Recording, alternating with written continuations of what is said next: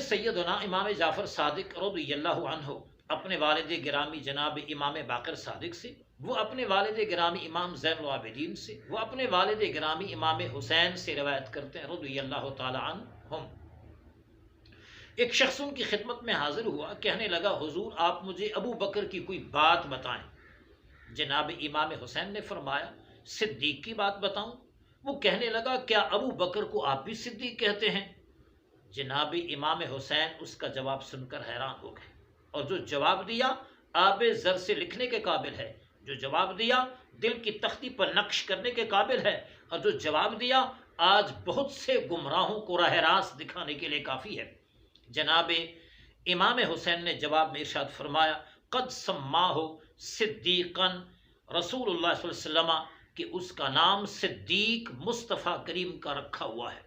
صدیق کوئی جعلی نہیں ہے، بناوٹی نہیں ہے، لوگوں کا دیا ہوا نام نہیں ہے، بلکہ یہ نام مصطفیٰ کریم نے خود رکھا ہوا ہے۔ اور فرمایا والمہاجرون والانصار، مہاجر و انصار تمام صحابہ کا رکھا ہوا نام صدیق ہے۔ پھر جواب میں فرمانے لگے ومن لم یسمہ صدیقا فلا صدق اللہ عز وجل قولہ فی الدنیا والآخرہ، اور جو ابو بکر کو صدیق نہ کہے اللہ کریم دنیا اور آخرت میں اس کی کسی بات کی تصدیق نہ کرے۔